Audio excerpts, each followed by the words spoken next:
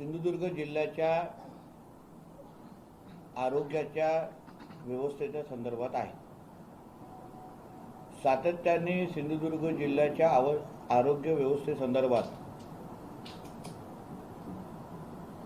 आपल्या माध्यमातून पण बातम्या दिल्या जातात। जनतेमध्ये मोठ्या प्रमाणामध्ये नाराजगी आहे। आपली जिल्ह्याची आरोग्य व्यवस्था सुधारावी या दृष्टिकोनातून राज्य सरकार म्हणून आम्ही काही पावलं उचलायची ठरवलेली आहेत। या अधिवेशनामध्ये ज्या 23 फेब्रुवारीपासून जे अधिवेशन सुरू होणार आहे तिथे मी स्वतः सन्मान्य मंत्री हसन मुश्रीफजी आणि सन्मान्य आबिटकरजी यांच्याबरोबर बैठक घेऊन जे आरोग्यासंदर्भात हलगर्जीपणा सुरू आहे, निदान करण्याच्या दृष्टिकोनातून ज्या चुका होत आहेत त्या बाबतीमध्ये मी त्यांचं लक्ष वेधणार आहे आणि त्या बाबतीमध्ये बदल घडून आणणार आहे। प्रामुख्याने medical college, government medical college, hospital या सगळ्या संदर्भात असलेल्या लोकांची नाराजगी आणि तिकडल्या व्यवस्थेचे असलेली जो हलगर्जीपणा आहे त्या सगळ्या बाबतीमध्ये राज्य सरकार म्हणून आम्ही निश्चित पद्धतीने कठोर भूमिका घेणार आहोत, हे प्रामुख्याने मी जनतेला आश्वस्त करतो। पण त्याचबरोबर आज आपल्या जिल्ह्यामध्ये डॉक्टरची कमतरता आहे, काही स्पेशलिस्टची कमतरता आहे, ज्याच्यामुळे आपल्या इकडचे पेशंट बांबोलीमकडे जातात, म्हणजे गोव्याच्या दिशेने जातात। गोव्याला उपचार केलेले करण्यासाठी त्यांना पाठवलं जातं। काही पेशंटना कोल्हापूर रेफर केलं जातं। त्या संदर्भात ह्या DPDCमध्ये आदरणीय निलेशजी राणे आमदार यांनी पण चिंताही व्यक्त केली होती आणि प्रश्नही विचारले होते। आता ह्या सगळ्या गोष्टी नजरेसमोर ठेवून एका बाजूला तर राज्य सरकार म्हणून कायमस्वरूपी पर्याय आणि व्यवस्था कायमस्वरूपी सुधारावी ह्या दृष्टिकोनातून आम्ही पावलं उचलतो आहोत। दुसऱ्या बाजूने आपल्या जिल्ह्यामध्ये जे डॉक्टर नाही आहेत, जिल्ह्यामध्ये जे स्पेशलिस्ट नाही आहेत, ते एका मेडिकल कॅम्पच्या निमित्ताने उपलब्ध करून दर 3 महिन्यांनी ज्या जिल्ह्यामध्ये आम्ही सिव्हिल सर्जन आणि त्यांची सगळी पूर्ण टीम, त्याचबरोबर डीन पण आहेत, त्यांची सगळी टीम, हे सगळ्यांना एकत्र घेऊन दर 3 महिन्यांनी ह्या जिल्ह्यामध्ये एक आरोग्य कॅम्प किंवा मेडिकल कॅम्प घेण्याच्या दृष्टिकोनातून आम्ही निर्णय घेतलेला आहे। ह्या मेडिकल कॅम्पमध्ये जे तज्ज्ञ, जे स्पेशलिस्ट आपल्या जिल्ह्यामध्ये नाही आहेत, ते अन्य शहरांशी बोलून त्यांच्याशी विनंती करून त्या मेडिकल कॅम्पच्या निमित्ताने त्यांना तिथे बोलवलं जाईल।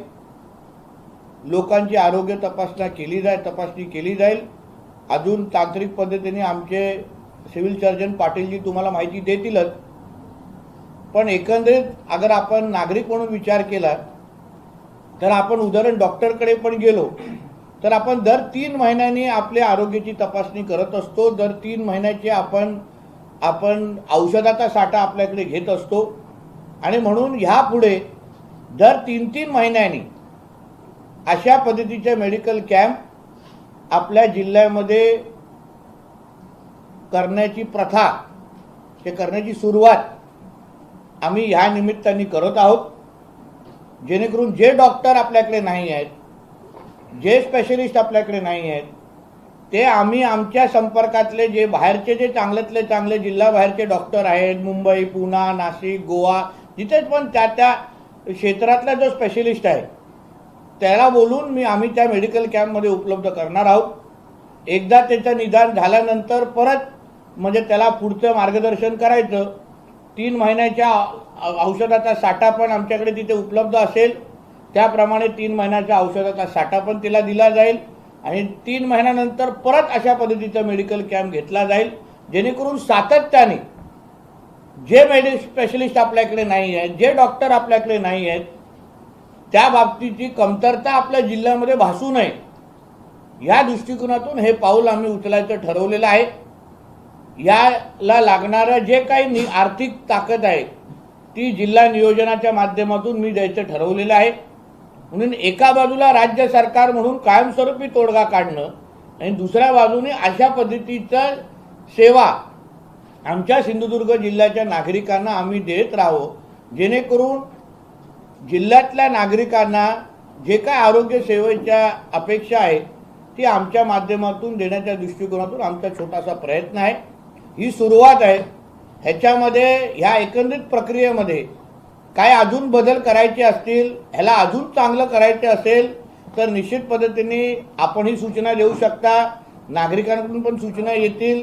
हे आम्ही सुरुवात करतोय. दर 3 महिन्यांनी या महिन्याचे एकदा मेडिकल कॅम्प झाले तर पुढच्या 3 महिन्यामध्ये या महिन्यातल्या काय चुका झाल्या, काय सुधार झालं पाहिजे ते तुम्ही आम्हाला कळू शकता. परत 3 महिने पुढच्या 3 महिन्यानंतर जेव्हा आम्ही हा मेडिकल कॅम्प घेऊ तेव्हा त्याच्यामध्ये अजून काही तज्ज्ञ डॉक्टर हे राहिलेत, ह्यांना तुम्ही घेऊन या, ह्या सर्व्हिसमध्ये असं कमी पडलंय त्याच्यात आपण सुधार करू. म्हणून काही औषधं या औषधांच्या यादीमध्ये हे 1-2 औषधं नाही आहेत ते आपण उपलब्ध करू. म्हणजे जिल्हा आरोग्य व्यवस्था म्हणून आणि पालकमंत्री म्हणून या पूर्ण व्यवस्थेच्या माध्यमातून जिल्ह्यातल्या लोकांची आरोग्याच्या दृष्टिकोनातून सेवा करण्याचं आम्ही लोकांनी ठरवलेलं आहे. यासाठी सिव्हिल सर्जन, डीन, सगळे जे काय त्यांच्या THO सगळे जी काय टीम आहे ते आम्ही सातत्यपूर्ण आम्ही एक दुसऱ्याच्या संपर्कात होतो आणि असा एक ढाचा आणि असा एक कार्यक्रम आम्ही तयार केलेला आहे. अजून तांत्रिक माहिती या संदर्भात आमचे सिव्हिल सर्जन पाटीलजी यापुढे देतील. माननीय नामदार श्री हे देऊ का सर? बोला. माननीय नामदार श्री नितेशजी राणे साहेब, पालकमंत्री, त्यासाठी पूर्वतयारी म्हणून आपण जे हळूहळू बोला, ते टप्प्याटप्प्याने लोकांना समजलं पाहिजे. त्याप्रमाणे आपण जे प्राथमिक आरोग्य केंद्र आहेत, वैभववाडी, देवगड, कणकवली, कुडाळ व मालवण या 5 तालुक्यामधील प्राथमिक आरोग्य केंद्रामध्ये व सबसेंटरमध्ये त्याची प्राथमिक तपासणी होईल. त्या ठिकाणी ज्या टेस्ट अवेलेबल आहेत त्या टेस्ट त्या पेशंटच्या केल्या जातील. त्याच्यानंतर त्यांचं प्रायमरी स्क्रीनिंग हे उपजिल्हा रुग्णालय कणकवली,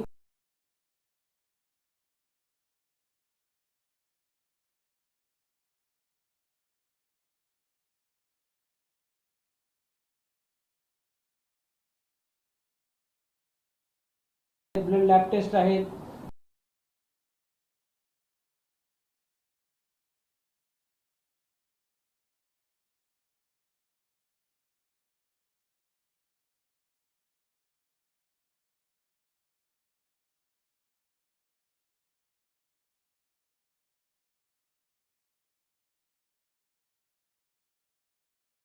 स्पेशलिस्ट नाही आहेत त्याची आम्ही एक यादी काढलेली आहे. ती यादी हे आता हे पाटील वाचून दाखवतील. हृदयरोग तज्ञ कार्डिओलॉजिस्ट ते त्या दिवशी येणार आहेत. त्याच्याबरोबर जनरल मेडिसिन आणि कार्डिओलॉजी एकत्र एक विभाग आपण त्या दिवशी ठेवणार आहोत.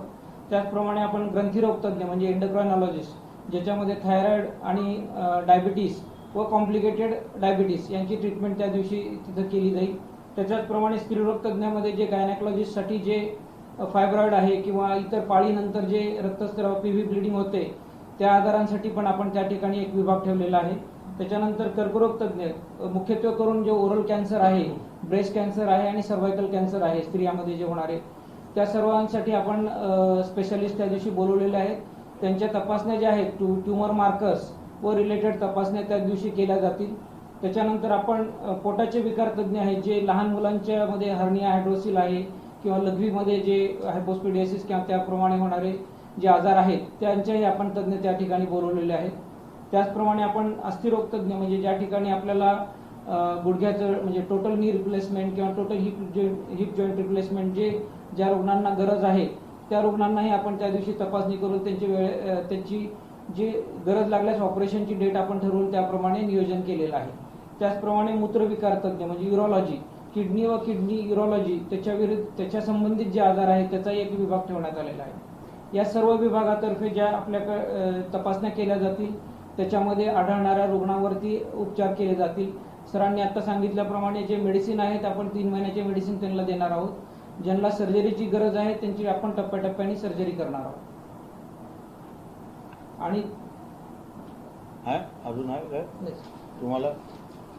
शासकीय वैद्यकीय महाविद्यालय व रुग्णालयाकडून मेडिसिन विभागामधून फिजिशियन, जनरल सर्जन, स्त्रीरोगतज्ञ, गायनेकॉलॉजिस्ट, त्यानंतर ऑर्थोपेडिक सर्जन आणि बालरोगतज्ञ उपलब्ध आहेत. ते सर्व या कॅम्पसाठी उपलब्ध करून देण्यात आलेलं आहे.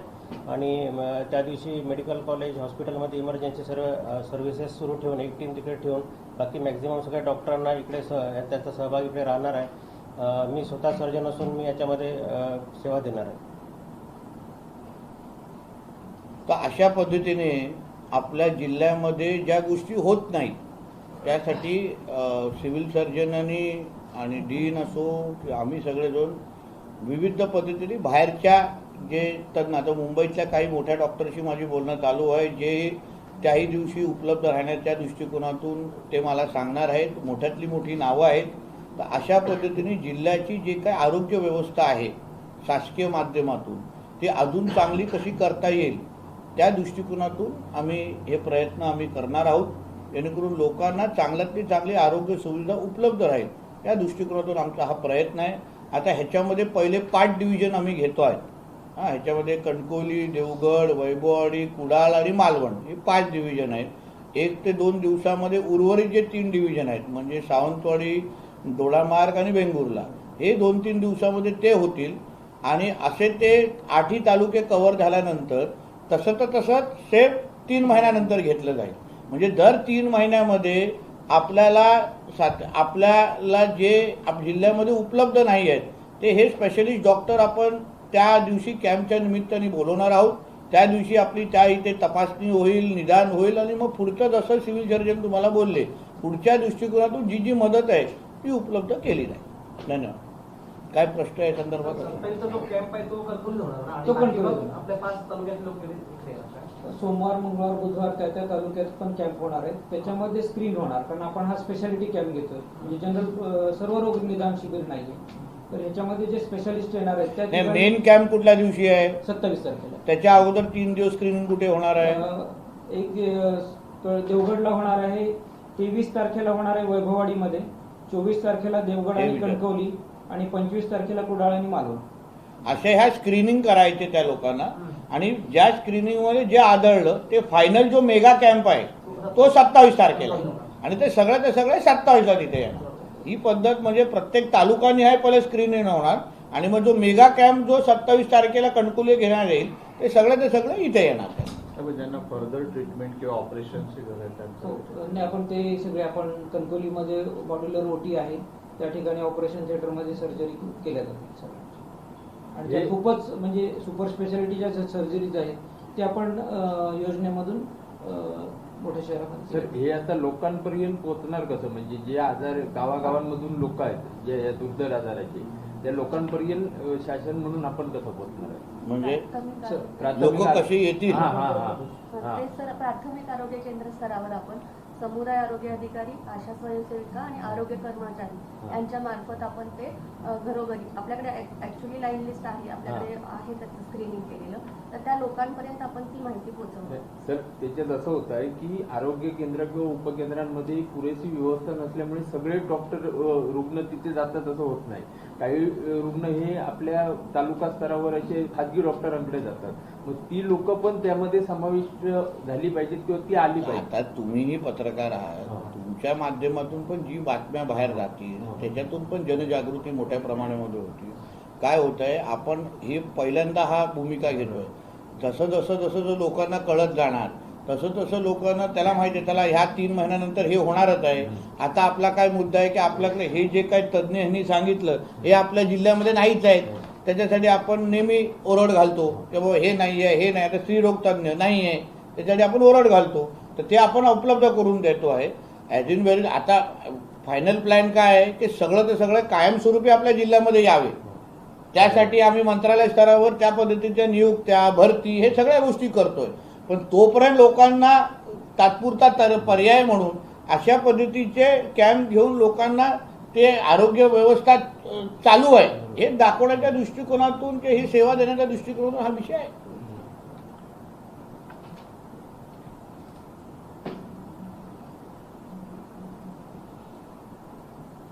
हे कॅम्प म्हणजे आरोग्य चांगला प्रॅक्टिस करणार परंतु आपल्याकडे सावंतवाडी कंट्रोल असं 10 वर्षापूर्वी ट्रॉमा केअर युनिट उपलब्ध करून दिले होते. म्हणजे त्याचे हे झालं होतं शिबिर काम झालं होतं, सगळं मशिनरी आले परंतु तज्ज्ञ नाही आणि ऍक्सिडेंटल प्रॉब्लेम मोठा ज्या नियुक्त्या करायच्या आहेत ना सावंतजी, ज्या त्याच्यासाठी आम्ही मंत्रालयावरची बैठक घेतो. जसं मी तुम्हाला सांगितलं दोन्ही मंत्र्यांबरोबर आता 23 तारखेपासून बजेटचं अधिवेशन सुरू होतं. माझा प्रयत्न काय आहे की दुर्गम विभाग आहे, दुर्गम जिल्हा आहे. आता उदाहरण मी त्या दिवशी जेव्हा जिल्हा परिषदेच्या वृत्तपदांसाठी जेव्हा त्या बैठका घेतल्या तेव्हा त्यांनी गडचिरोली जिल्ह्यासाठी काही इन्सेंटिव्ह दिलेला आहे का, कारण तो एकदम टोकाचा जिल्हा आहे. तसं आम्ही सांगितलं आहे की बाबा आमचा जिल्हा आमचा तर तसं पर्यटन पण जिल्हा आहे, तर आमच्यासाठी काही इन्सेंटिव्ह देऊन तुम्ही काही तज्ज्ञांना इथे घेऊ शकता का, तर ते आता आम्ही राज्य सरकार पातळीवर करणार आहोत. मग आता ट्रॉमा सेंटर तयार आहे, त्या निमित्ताने बाबा आमच्याकडे तज्ज्ञ तरी द्या. ह्याच्यानी काय होईल तुम्हाला सांगतो, हे सगळं ढवळलं जाईल. सगळं जे काय असत ते थांबलेलं आहे. कोणाही काय कोण कोणाचं वाली नाही असं जे काय दाखवण्याचा जो विषय होतो त्याच्यामुळे जनतेमध्ये मोठ्या प्रमाणामध्ये नाराजगी आहे. त्या निमित्ताने हे सगळेजण तर 3-3 महिन्यामध्ये हे कॅम्प होतात. अशा पद्धतीचे आपल्या लोकांना निदान केलेलं आहे, आपल्या लोकांना तपास करायचा आहे. ही सगळीची सगळी आरोग्य यंत्रणा ढवळली जाईल.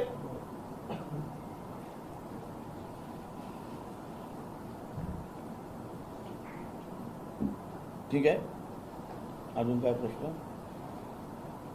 आपल्याच तालुक्यामध्ये महिला स्त्रीरोग तज्ञ नाही आहे, अन्य तालुक्यामध्ये प्रत्येक ठिकाणी नाही. काही ठिकाणी आहेत त्या महिला स्त्रीरोग तज्ञ डॉक्टर, पण ते पेशंट तेवढे नाही. तरी देखील आपल्या तालुक्यामध्ये महिला स्त्रीरोग तज्ञ गेली 4 महिने उपलब्ध नाही. आपण तसा प्रस्ताव त्यांना बदलीने आपण कणकवलीमध्ये करण्याचा प्रस्ताव केलेला आहे. तो वरिष्ठ कार्यालयामधून झाला की होईल करून देतो. काय तर ह्या निमित्ताने काय होतं, खूप गोष्टीला वाचा फुटेल आणि ह्यांनाही मग उत्तरं देण्याच्यासाठीच आम्ही सगळेजणच, मी काय ह्यांना आणि मी एकच टीव्ही त्यांचा कॅप्टन समजा तुम्ही, पण आम्ही सगळेजण तुम्हाला उत्तर देण्यासाठी बांधील राहू. असं आहे. माझा एवढाच प्रयत्न आहे की आपल्या ह्या प्रवासामध्ये आपले पेशंट जे गोवा आणि कोल्हापूरला न जाता हे तज्ज्ञ आपल्या इकडे उपलब्ध झाले. आता आम्हाला कळलं की स्त्रीरोग तज्ज्ञ आता ह्या तालुक्यात आहेत, तर त्याला लगेच उपलब्ध. हे रोज सुधार करणारी ही प्रक्रिया आहे. एकदाच होईल का, होणार नाही, पण टप्प्याटप्प्याने जे काही सुधार तुम्हाला सगळ्यांना अपेक्षित आहे 100% आपला जिल्हा पोचेपर्यंत जे सातत्याने प्रयत्न करायला लागतात ना, ते ह्या निमित्ताने आपण सुरुवात करतोय. चांगली सुरुवात ऑर्थोपेडिक म्हणून उपजिल्हा रुग्णालयात आहे आपल्याकडे. सगळ्यांचे चांगले ऑपरेशन वगैरे सगळं होते चांगलं. फक्त रोजचं त्यांचं देखरेख आणि ट्रीटमेंट देखभाल ही तरी बघणे गरजेचं आहे. कारण अजून ओपीडीमध्ये जे डॉक्टर असतात ते वेळेवर होत नसतात काही काही, आणि त्यानंतर मग जे वॉर्डमध्ये डॉक्टर असतात त्यांची फेरी कमी असते. करू सुद्धा त्यासाठी हे सगळे जे कार्यक्रम जे आपण घेतोय आता किमान दर 3 महिन्यानंतर मध्ये तरी आम्ही सगळेजण भेटणार आहोत. तेव्हा ह्या गेल्या 3 महिन्यामध्ये झालेल्या चुका, आलेल्या तक्रारी पुढच्या 3 महिन्यामध्ये सुटल्या आहेत की नाही ह्यासाठी तर आम्ही एक दुसऱ्याला बोलण्यासाठी बांधील राहू. उत्तराला बांधील राहिलं पाहिजे ना, त्यावर अकाउंटेबिलिटी वाढते ना. आता काय उत्तर कोणाला द्यायचं, कधी द्यायचं हा पण मोठा प्रश्न येतो.